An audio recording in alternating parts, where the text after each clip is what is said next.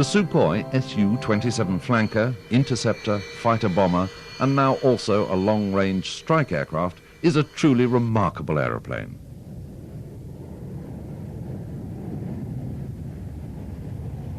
Born on the 20th of May 1977 during the Cold War with the Warsaw Pact, very little was known about it in the West until a decade later, when the Russian reconstruction, or perestroika, was instituted by Premier Mikhail Gorbachev in 1987.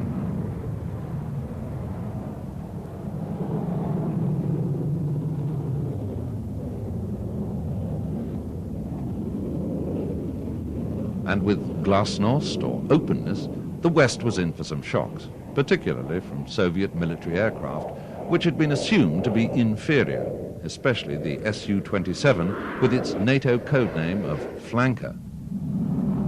This is the remarkable story of a remarkable aircraft and the dedicated team of professionals who, under the supervision of their late founder, Pavel Osipovich Sukhoi, created a masterpiece, the jewel in the Russian crown.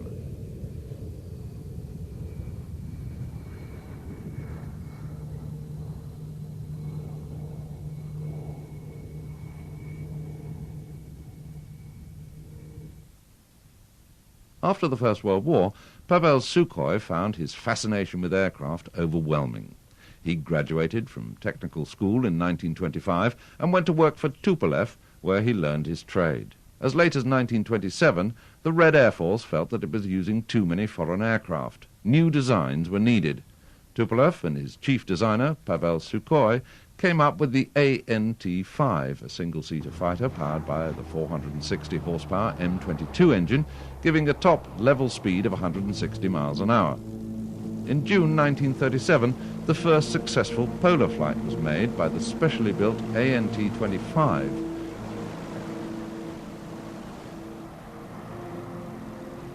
But that first trip was full of incident when the aircraft had mechanical problems but just managed to limp into Vancouver. The second attempt a month later, on July the 12th, was a different story when Gromov, Danilin and Yumashaev took off from a specially sloped runway and flew 6,306 miles from Moscow to San Jacinto in California. They'd been airborne for an amazing 2 days, 14 hours and 17 minutes. What's more, they had 3,300 pounds of fuel left in their tanks. They not only broke the world distance record at that time, but the Americans began to realize just how near Moscow was if you flew over the pole. Another long-distance record was set up by an all-female crew flying in the DB-2 Sukhoi long-range bomber. 1939 also saw the birth of the Design Bureau, and it also saw a military aircraft from Sukhoi. It was christened Su-2. It was a short-range bomber powered by the 1,100 horsepower M88 radial engine, and it was used in limited numbers from 1940. But Pavel Sukhoi was an innovator and an experimenter. During the war years, he produced a number of experimental fighters and small bombers. In the jet age, Sukhoi continued to concentrate on fighter bombers and fighters of every description. From December 1949, the Sukhoi OKB was closed by Stalin in retaliation for a failed jet prototype. Sukhoi and his team went back to Tupolev, where they worked on their own projects until Stalin's death on the 5th of March 1953. The first product of the new Sukhoi Bureau was the S-1 prototype of this Su-7, which was originally designed as an air-to-air fighter, but because of the more agile MiG-21, it was changed to a ground attacker. In the spring of 1956, the Su-7 flew at twice the speed of sound for the first time. Sukhoi had also been working on a delta-wing all-weather fighter, the Su-9. Given the code name Fishpot by NATO, the Su-9 was to become one of Sukhoi's great successes.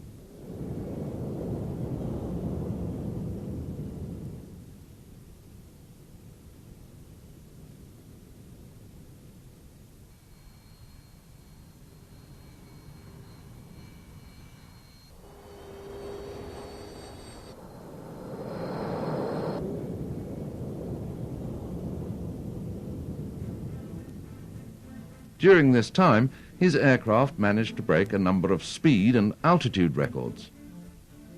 Test pilot Vladimir Ilyushin broke the altitude record by climbing to a staggering 28,852 meters or 86,556 feet. He then got the absolute sustained height record of 21,170 meters or 64,526 feet.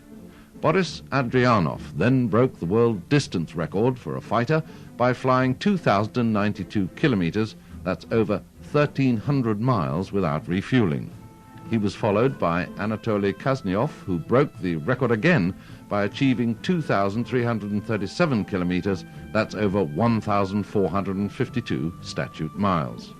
Pavel Sukhoi was now seeing the fruits of his labors, as his aircraft were only second down the line from the mighty Mikoyan and its MiGs. The Su-7B became the standard tactical fighter-bomber of the Soviet Air Force and was sold to many countries all over the world. The Su-15 Flagon twin-engine fighter interceptor was a development of the Su-9 and 11.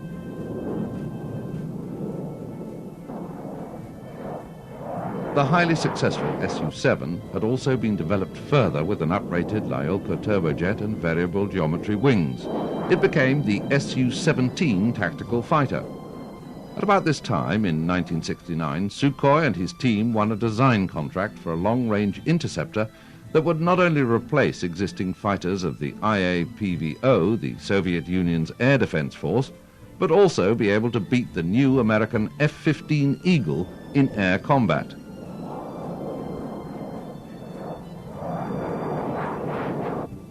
At the time the requirement for the flanker was issued, the IAPVO was equipped with three main fighters: the single-seat Su-15 Flagon, the Yak-28 Brewer, and this enormous twin-seat Tupolev Tu-128, NATO codename Fiddler.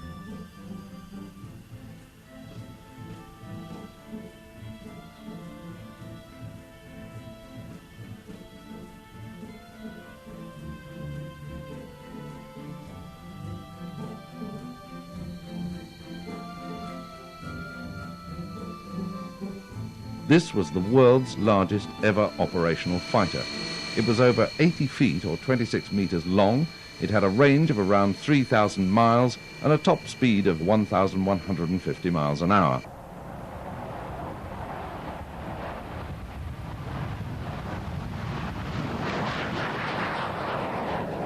Armament was 4 Ash missiles, which came with both infrared and radar homing seekers.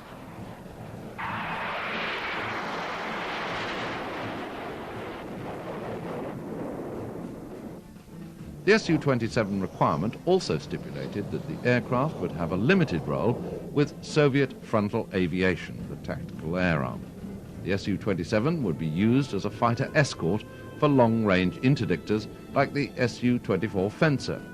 But at that time, frontal aviation's most numerous fighter and fighter-bomber was the MiG-21 Fishbed, which first flew in 1955 and had been designed just after the Korean War.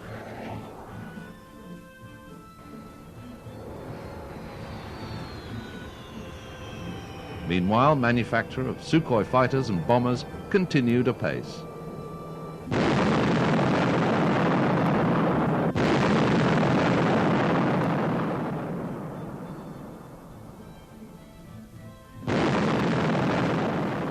With SAM missiles and interceptors, a strike aircraft was needed to penetrate enemy defenses and fly under radar at very low levels.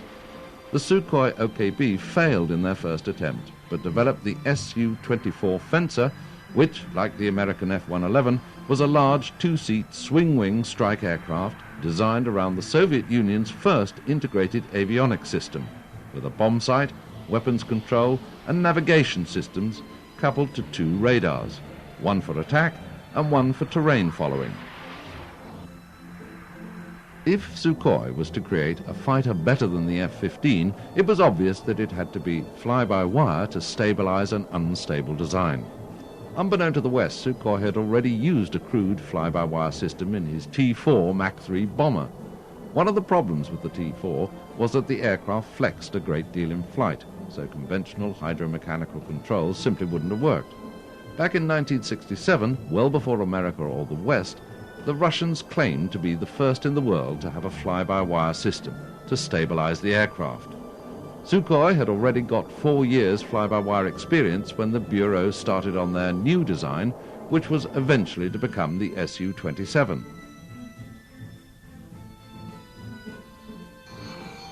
Vladimir Ilyushin, the son of the famous Russian designer, was chief test pilot for this experimental project. He would also head the flying team for the 27.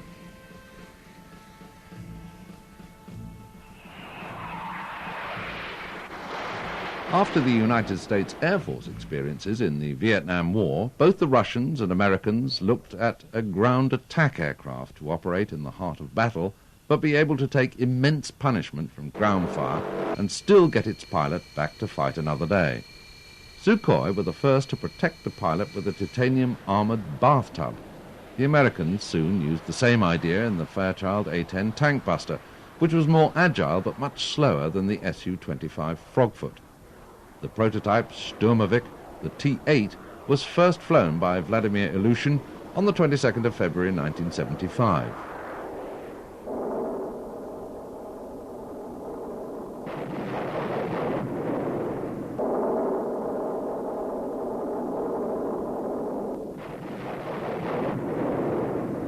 While Frogfoot was being put through its paces, work was started on the Su-27. The design team was led by Yevgeny Ivanov, with Oleg Samolovich as his deputy. After 2 years of preliminary design work, it's said that the final layout of the aircraft was finalized by just 3 men over a single weekend. Pavel Sukhoi took a close interest in the project, which was to be his last. The hero of the Soviet Union died peacefully in 1975, unaware that his last innovation was to turn the aviation world on its ear and allow the Design Bureau, which still bears his name, to rise to the very summit of the Russian aerospace industry, eclipsing even the mighty MiG. The first prototype flanker, designated T-10-1, was wheeled out of the hangar for its maiden flight on the 20th of May 1977 at Sukhoi in the capable hands of its chief test pilot, Vladimir Ilyushin. The aircraft was a typical shape for that era, with twin-tail fins, widely spaced underslung engines, and an integrated wing-to-fuselage. To Western eyes, it was a copy of the F-15. Much later, they were to realize that this could not have been further from the truth. Those early test flights were to show up some serious design faults. It didn't have the range, and there were problems with stability which simply had to be cured. Even with modifications, the design meant that the aircraft was too heavy, had too much drag, and below expected engine thrust. It was clear that a major redesign was needed to get the fighter into shape, and the man given the task after Sukhoi's death in 1975 was Mikhail Petrovich Simonov, who was eventually destined to take overall charge of the Sukhoi Bureau. By today's standards, test facilities were fairly crude, but they had to work. Everything on every aircraft had to be tested to the limit, and that sometimes meant to destruction. For instance, how would a wing tank stand up to the sort of forces that you get at high Mach numbers where vibration could simply split it apart?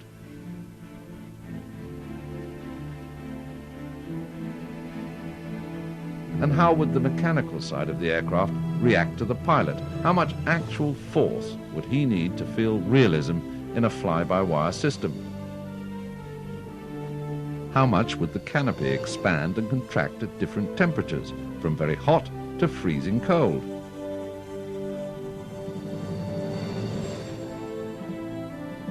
Even the undercarriage had to go through rigorous testing in the lab to find out just how reliable it would be, or what improvements, if any, needed doing.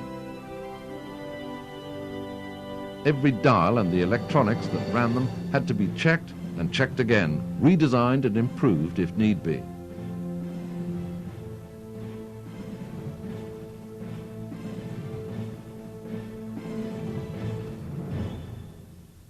The ejection system had to work. The hood blows first.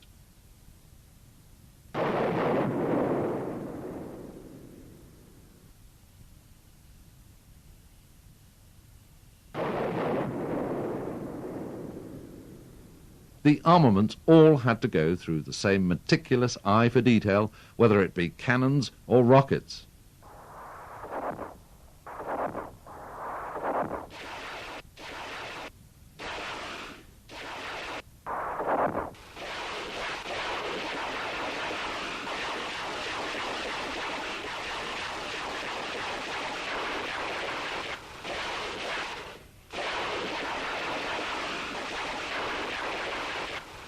Another important test was to find out what would happen if one of the engines got hit from behind.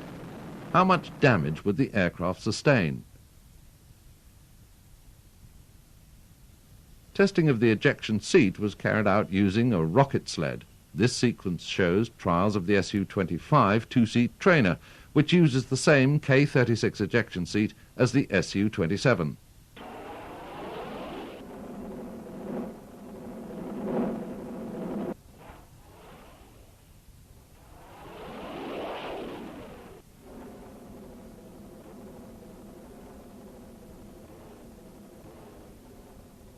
The production Su-27 supersonic all-weather fighter interceptor was finally rolled out in 1984 with an impressive set of credentials. It had a top speed approaching 2,500 kilometers an hour, that's over 1,500 miles an hour. But it was also highly maneuverable at very slow speeds, as this rare Russian film shows. It could climb up to 19,000 meters, that's over 2 miles high.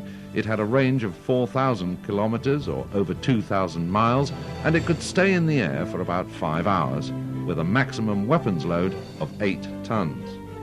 Between 1986 and 1989, a highly modified version, the P-42, challenged the American F-15 specially stripped Streak Eagle for a number of world records. The P-42 was so clean that with its uprated engines it had to be tethered to a military vehicle using twin cables and an electronic lock release, as the standard brakes simply couldn't hold it back. The P-42 set a total of no less than 27 new world records. Its rate of climb was 213 meters or 700 feet per second. The Su-27 had an integral airframe with the wings and fuselage blended together to give it more lift and less drag. With its relatively fuel-efficient Saturn Lyulka turbofans, its aerodynamic airframe and room for more internal fuel, the flanker had exceptional endurance for an aircraft of its type. It had 2 powerful horizontal stabilizers, flaperons, drooped leading edges, and a fly-by-wire system to improve both its performance and maneuverability. The Su-27 was designed to be unstable and run by its computers, but the fly-by-wire system was so efficient that it meant that the pilot controlled the aircraft in exactly the same way as a stable one. The same system controlled the so-called high-lift devices, raising the aircraft's all-important lift-to-drag ratio during a combat maneuver, again being greater at a greater angle of attack. It also made sure that the pilot couldn't overstress the aircraft, whatever he did. This not only protected it from too high angles of attack, but meant that the pilot didn't have to worry about it, which gave him a psychological edge in a war situation. And it also meant that he couldn't get into an unwanted spin or overload the computer system.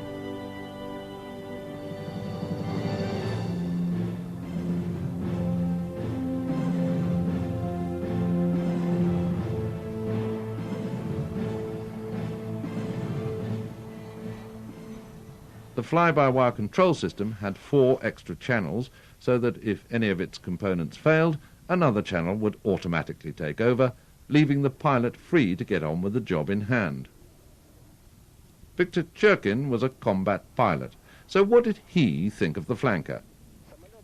The Sukhoi Su-27 is very maneuverable, and its minimal radius of turn is quite comparable with that of piston-engine fighters of the World War II. The fighter's good cockpit visibility and small deflections of its control surfaces make possible to pilot it confidently at small altitudes.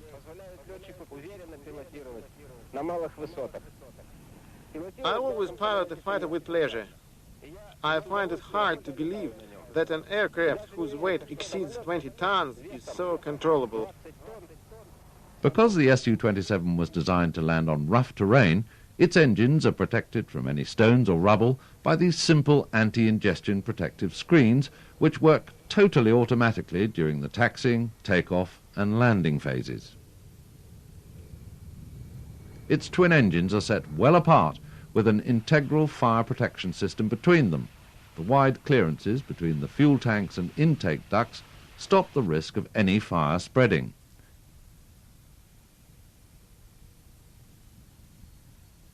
The early versions of the aircraft had their fuel tanks filled with polyurethane foam.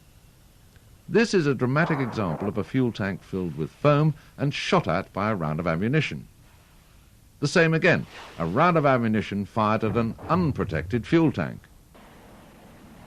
All these protective measures meant that the flanker should survive if it was hit in combat. The engines were designed to be easy to maintain, with jobs like changing the first stage blades of both a compressor and a turbine right on the airfield, without having to send the whole engine to the repair plant.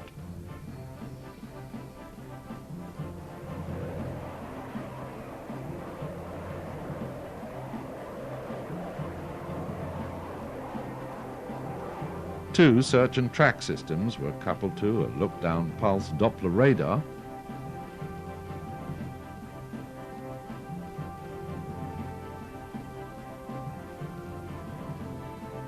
an infrared target finder with a laser rangefinder, and a helmet-mounted sight system, which allows the pilot to aim his weapons at the target without turning the aircraft.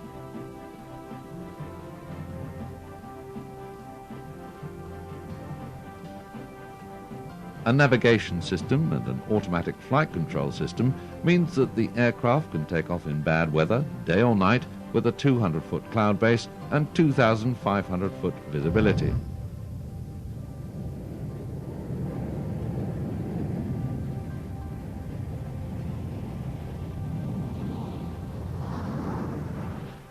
There are 10 hardpoints under the aircraft for weapons or stores. Early versions carried 4 Archer air-to-air and 6 Alamo missiles.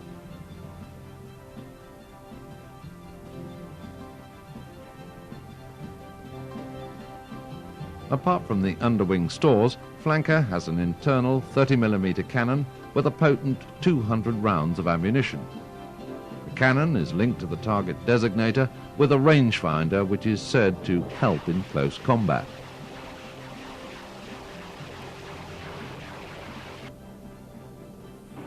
With its variety of missiles, the Flanker can fight from a distance or at close quarters.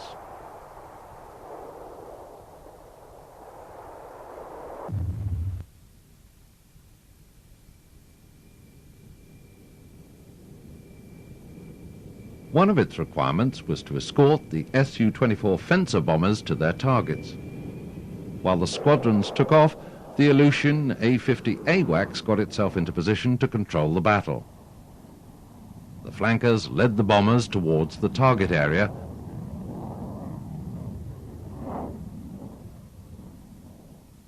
Guided by the AWACS, and literally blasted away through any enemy attack using their range of missiles.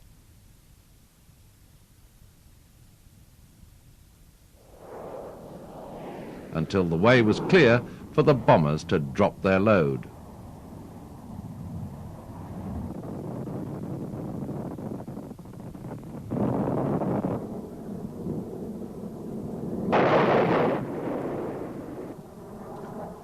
Even by 1987, the West hadn't had a good look at the Su-27. But one of its first encounters turned out to be too close for comfort. A Norwegian P-3 Orion patrol plane met 2 flankers.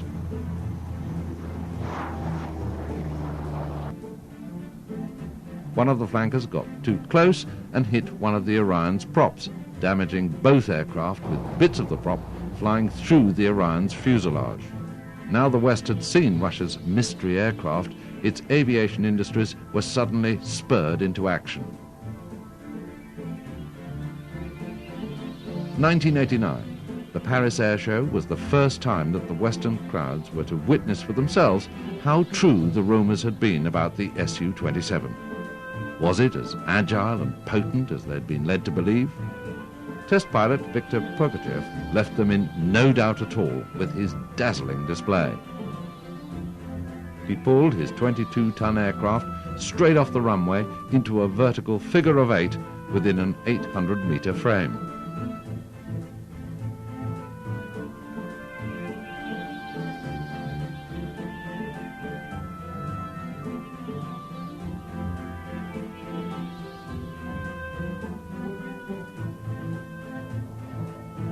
Pugachev stunned the crowd with a maneuver never seen in the West before. Pugachev's Cobra, a move that he'd invented himself and that was to become an international trademark for the Sukhoi.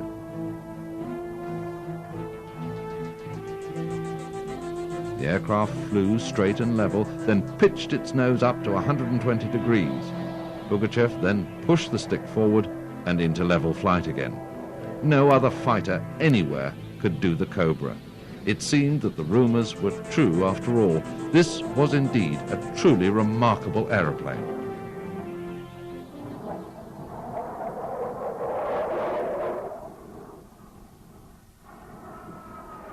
Its chief test pilot, Vladimir Ilyushin, was in no doubt at all. Before flying this aircraft, I piloted vehicles of 142 different types, and always came to know that I was, so to say, more intelligent than a flying machine, and more capable than it was. In the case with the Sukhoi Su-27, it was the other way around. It appeared to be more intelligent than me. The aircraft is more capable than a pilot. So, in order to use its great potential, a pilot's self-perfection is essential. Moreover, when I piloted the Su-27 for the first time, I understood this was the aircraft you could wait all of your life. It's worth being a pilot of this fighter. On account of a delight I felt in the air, a smile doesn't vanish from my face till now.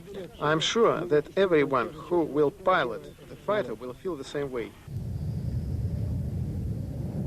The Russian Navy had planned to build 4 new aircraft carriers to take them into the 21st century. In fact, only one was completed, but even that needed new aircraft. Sukhoi began by altering its basic Su-27 design by fitting canard foreplanes, an arrestor hook, a beefed-up undercarriage, a refueling probe, and twin nose wheels. Land trials were started at Sukhoi in the Crimea on a dummy landing deck with arrestor wires and a ski ramp for takeoff. It's understood that during these trials, at least one Su-27K was in fact lost. Other changes to the basic 27 were that the distinctive tail cone section was shortened to miss the deck on landing and rotating. There was also the plumbing available to carry an external fuel tank.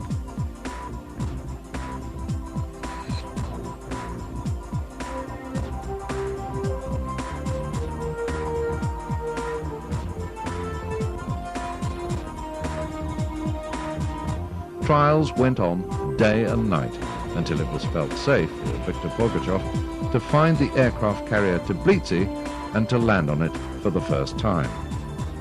He refueled in the air and tracked in towards the carrier.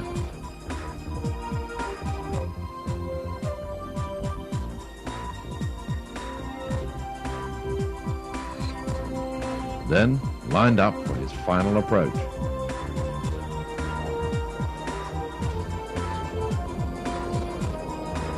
First time around was a touch and go just to get the feel of the pounding ship. Then a second attempt.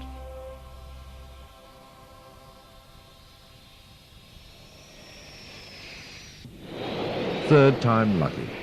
Yes, on the third attempt, he brought the flanker in for a perfect deck landing.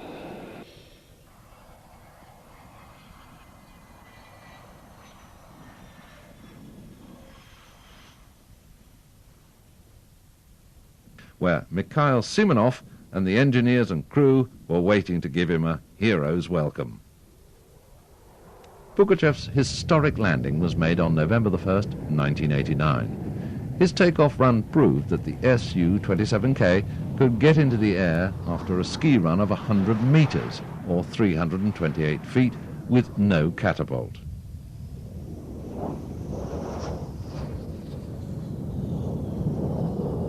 It was soon the turn of his heir apparent, the young Yevgeny Frolov, to bring his aircraft in for a perfect landing on the Tbilisi. He got the customary welcome from the waiting crew.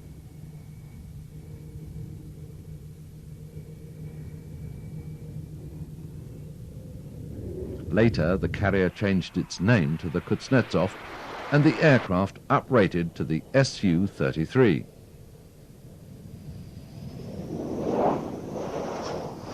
The great rival for the naval contract came from Sukhoi's arch competitor in the form of the MiG-29 KVP.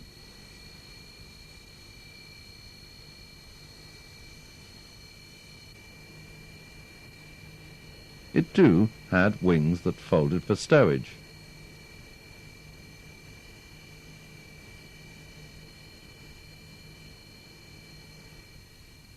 To get full power before takeoff, the Russians use this very simple chocking system built into the deck.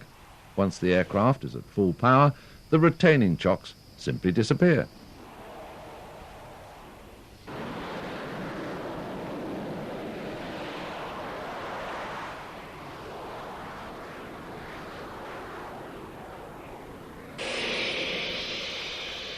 Although the MiG was an equally fine aircraft, which had been well proven over the years, it was Sukhoi who won the contract to supply its 33s to the Russian Navy.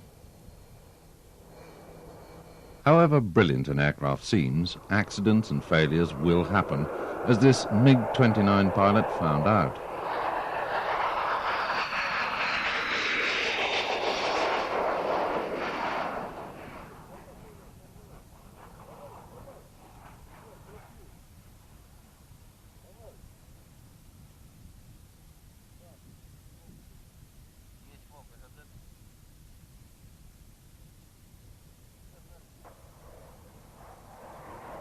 In the early stages of the flanker's development, the second prototype was lost in a fatal crash.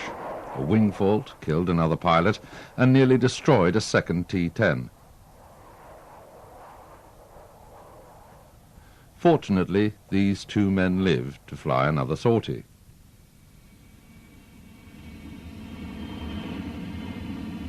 To the uninitiated, both the MiG-29 and the Su-27 look very similar, but there are distinct differences.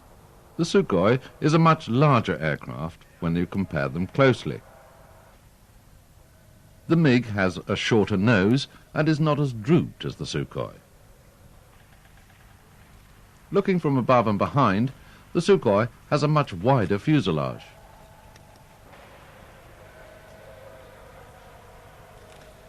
The MiG cockpit seems smaller and slightly more cramped than its bigger brother,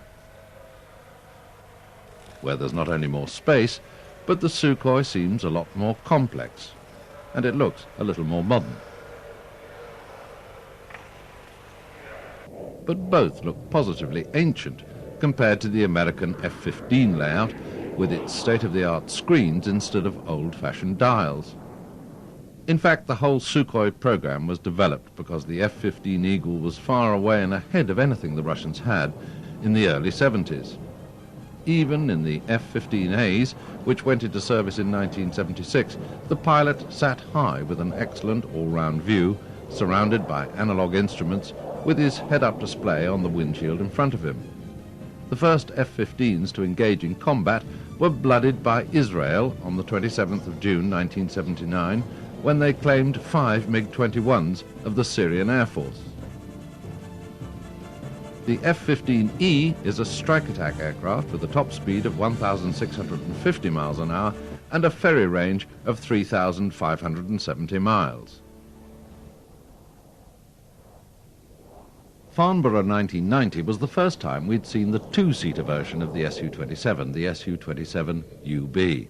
To all intents and purposes, the two-seater version could do everything that the single-seater could do in the capable hands of our old friend Yevgeny Frolov.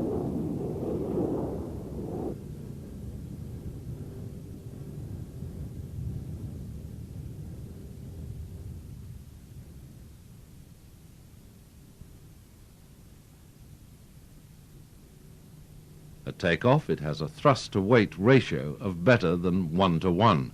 That's an awful lot of poke. Frolov threw 22 tons of aircraft around the sky as if it were a small aerobatics plane, with lightning-quick spins and a huge cobra of over 120 degrees. Some argue that this maneuver is merely an airshow stunt. Others argue that in combat the aircraft can be slowed down so quickly that any hostile missile would find it very difficult to hit its target, and an enemy fighter on its tail may well overshoot the SU, just as the Harrier proved with its spectacular Viving maneuver. As Yevgeny got out of the Su-27UB, he was to come face to face with Captain Mal McNair, who had just demonstrated his CF-18 Hornet. The two former enemies were soon into pilot's talk and couldn't wait to have a guided tour around each other's aircraft. Mal was relieved to see that the SU cockpit was relatively old-fashioned, but the Russian policy at the time was to standardize all fighter cockpits so that any Russian pilot could transfer from one type to another with as little interruption as possible.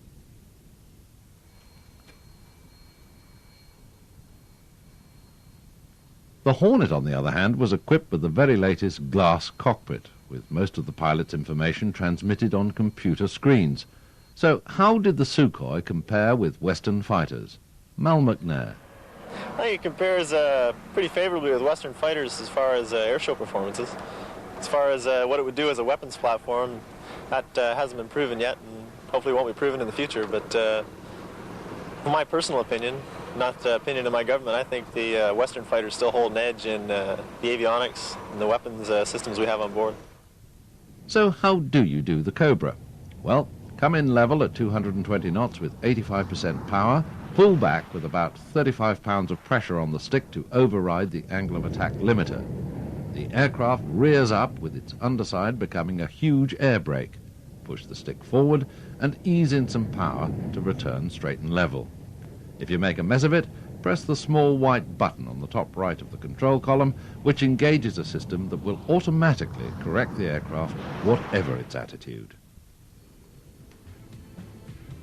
The Su-35 was designed as a follow-on from the basic Su-27 with much better dogfighting capabilities, and was the first derivation aircraft to have an unstable integral triplane or three-wing aerodynamic configuration. It has a new glass cockpit with a vastly uprated and completely new digital fly-by-wire control system, which is quadruplex, using 4 channels in pitch and 3 in yaw. It has a totally new radar, allowing 15 targets to be tracked at a time, with 6 that can be engaged at a range of 225 miles. It also has a redesigned tail cone with a reshaped tip housing a dielectric radome rather than the usual brake chute cover, giving it over-the-shoulder radar coverage.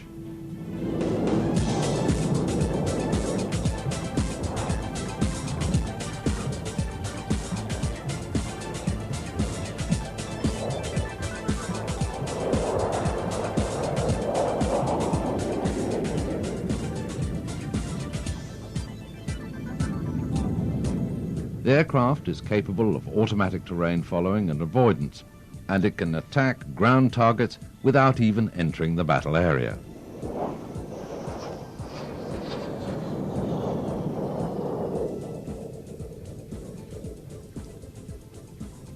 Apart from new uprated engines, the Su-35 has new tail fins, taller than the 27UB, and each one houses an auxiliary fuel tank.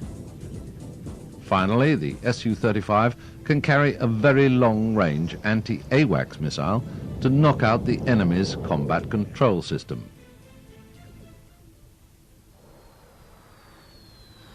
Yet another derivation of the basic Su-27 is this 27IB Platypus fighter bomber. Anatoly Ivanov climbs up the nosewheel ladder into the spacious cockpit.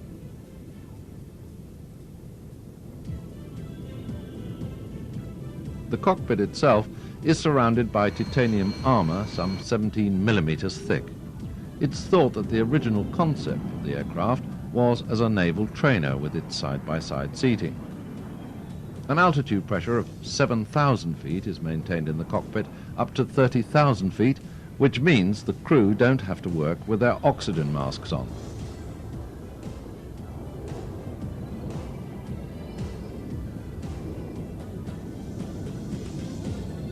The Platypus is equipped with air-to-air refueling, which gives it a very long range, and the crew can even lean back on one of the seats and take a nap on a long endurance flight.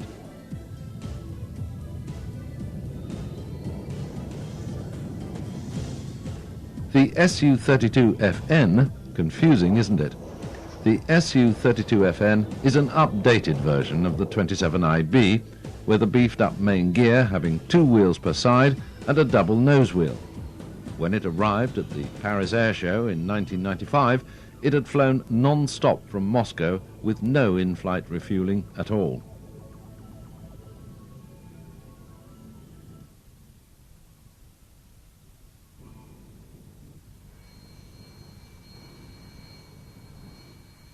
Every country has its display teams. The British with the red arrows, the French with their Patrie de France. The Russians are no exception. One of their teams is the Russian Knights. Their leader flies the Su-27UB conversion trainer.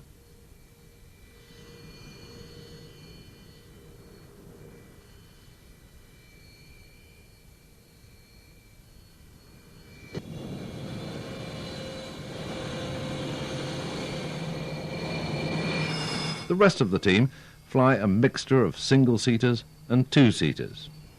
Their show is not as flamboyant as the Reds, but it doesn't need to be, as it's still unique. The pilots are chosen from the 234th Prokhorovsky Guards Fighter Regiment at Kubinka. The Sukhoi Su-27 Aerobatics Demonstration Team, the Russian Knights.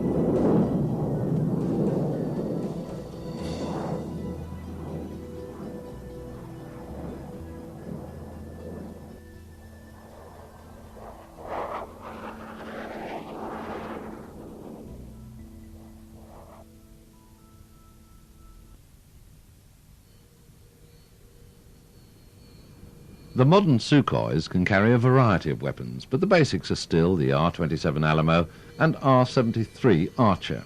The Archers are the smaller of the two, and they're usually found on the outboard rails.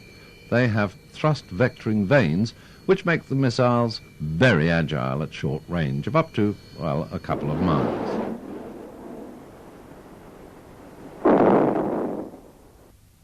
The R-27 Alamos are generally stored on the inboard rails.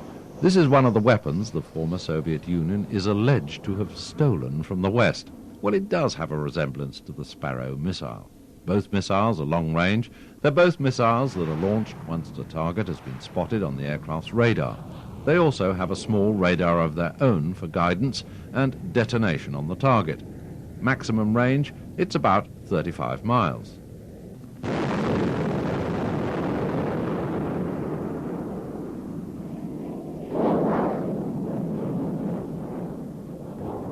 Apart from the Alamo and the Archer, the Sukhois use the long-range AAML and very long-range anti-AWACS weapon. The naval Sukhois, the 27K and the Su-33s, carry a centerline KH-41 Mosquito anti-shipping missile and a clutch of long-range weapons, but all missiles are constantly being updated. As Sukhoi progress by bettering a basically superb machine, what are they up against in the 21st century? Dassault has invested heavily in Rafale. June the 8th, 1995, the Dassault 1 single-seater shot down a Mica missile guided by a new radar developed by Dassault. Rafale comes in different sizes, with a two-seater, a single-seater, a naval version, and it should replace half a dozen strike interceptor and reconnaissance types in the French Air Force. Lockheed Boeing won a contract to produce the replacement for the F-15 Eagle, the F-22.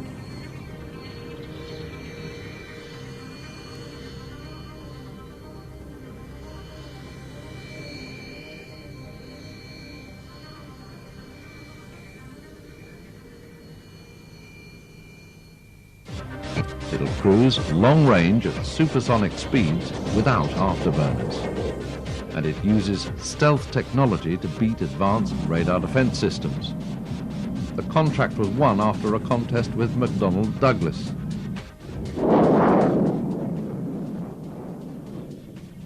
Its problem is, of course, its massive cost. Another aircraft in competition with Sukhoi will be Eurofighter, which progresses as we head towards the millennium. It's a joint venture between Germany, Britain, Italy, and Spain, with each country contributing in the development. In September 1996, DA-2, or Development Aircraft 2, in the capable hands of test pilot John Turner, gave a well-paced performance at Farnborough 96. He was limited in power with two Tornado engines instead of the planned Eurojet 200 engines. But Farnborough was about to witness one of the greatest air displays in its 50-year history, from a Sukhoi, the new Su-37.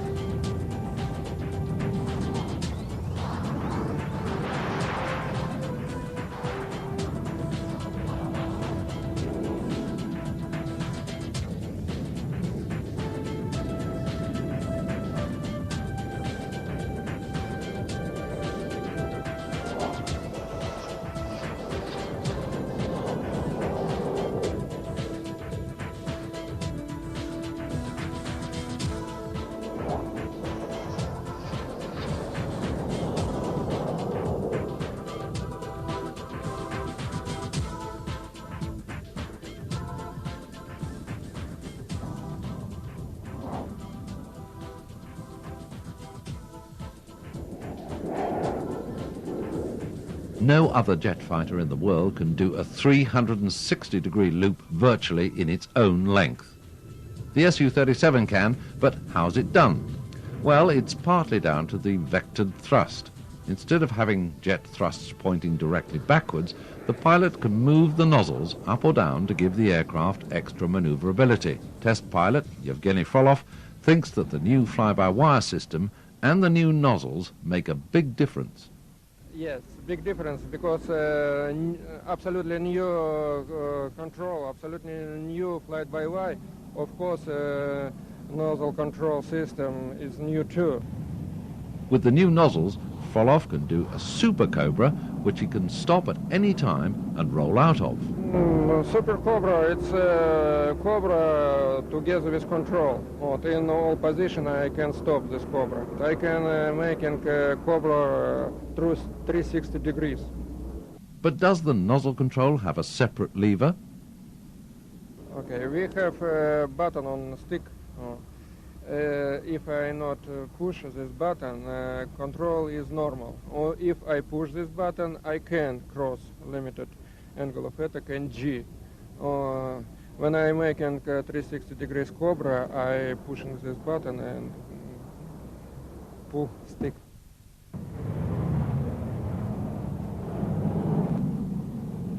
So can we expect to see this new nozzle technology on any of the other Sukhois in service?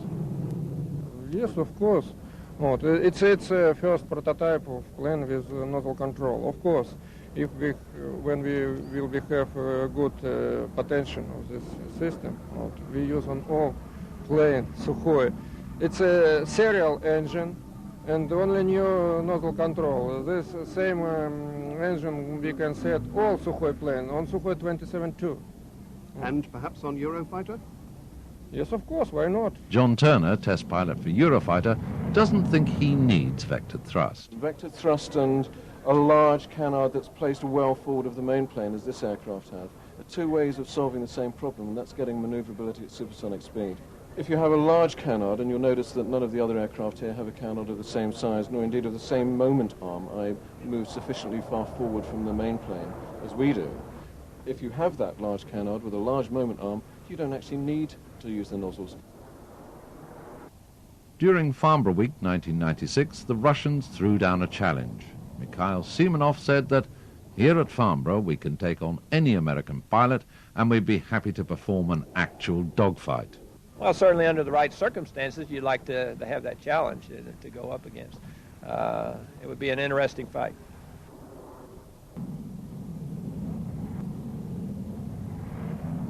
Needless to say, the challenge didn't take place, and John Turner was not too impressed with the Cobra as a combat maneuver. Big problem that I have, and most of the combat pilots that I've spoken to feel the same way, is that they're wonderful effects for an air show, but they don't do much for you in combat.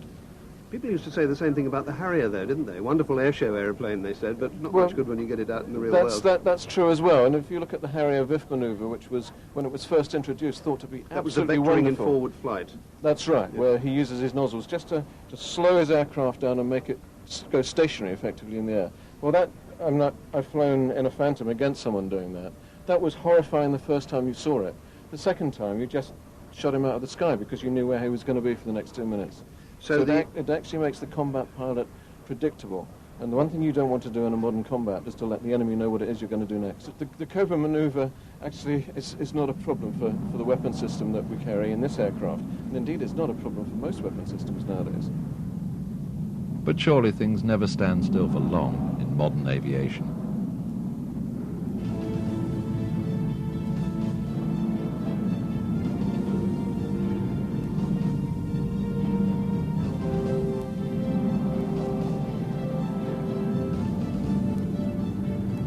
Time for a last look at the breathtaking performance of the Su-37.